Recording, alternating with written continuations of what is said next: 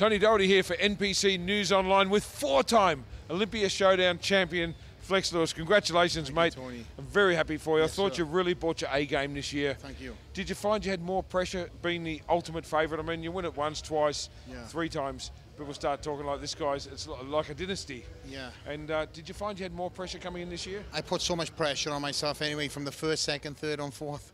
For me, I thrive on pressure. As I said many times, I sort of zone myself out to anybody else and put a lot of pressure on myself. Again, that's why I've got people like Neil Hill in my corner to pull the reins back, because I go gun-ho to the end, which is obviously detrimental for prep. But you know, my body loves to be in the 220s, but this is, again, the class for me. I have no aspirations, no sights of going into the Open anytime soon. And as I've said many times, I enjoy, you know, creating new legacies. And again, this weekend, I was told I made history beating Frank Zane and Franco Colombo's record of 3 times. Well, there you have So it. this is all about legacies and history. So that's You're what certainly it's carving your part of history. Here's the thing. You normally fight to get under that weight. Yes, sir. And it looked like you did a little bit easier this year. You didn't seem to be suffering to hit that weight. Did you prep a little bit earlier? Did you just play it a bit smarter? Funny you should mention, it'll segue into something else. After the last year's Olympiad, I knew something wasn't right. And after the show, the tours and everything else, my wife, who's an RDN, she told me to go and have a food allergy test. I found out I was allergic to a lot of foods that I've been prepping for years on. I took 5 months to cleanse my body. And in that time, whilst cleaning all the old foods out and doing new foods I've never tried before, that's when my wife got pregnant. Well, And and congratulations, yes, brother. And now we're expecting our first child in November. With that said, you know, that was a 5th gear. That helped my prep. Also with the new foods, helped a lot. Again, it was just backstage this year, Tony, and prejudging.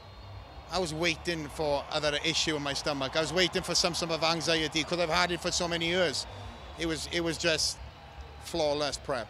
Yeah, it looked it. I mean, I was watching it, the prejudging. I got to watch it this year. And I thought you did it really easy.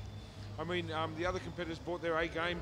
You know, Jose Raymond, what's he got to do? But he was clearly in his best shape, but it's apples and oranges. And obviously, you've got a much more pleasing physique. Thank you. And it's your title to lose. So I think you did it.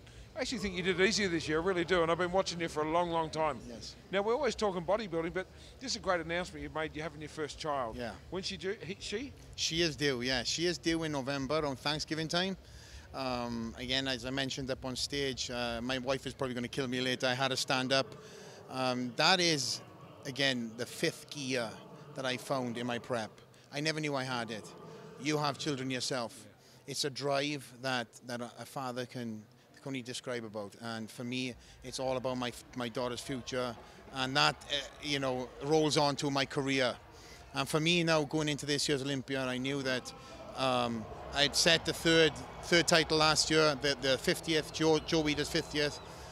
Now going into the 4th this year, you know, it was all about my daughter and all about creating a legacy. And then to find out whilst this year at the weekend of the Olympia that it was going to actually create history if I won, that was an amazing feat to find out.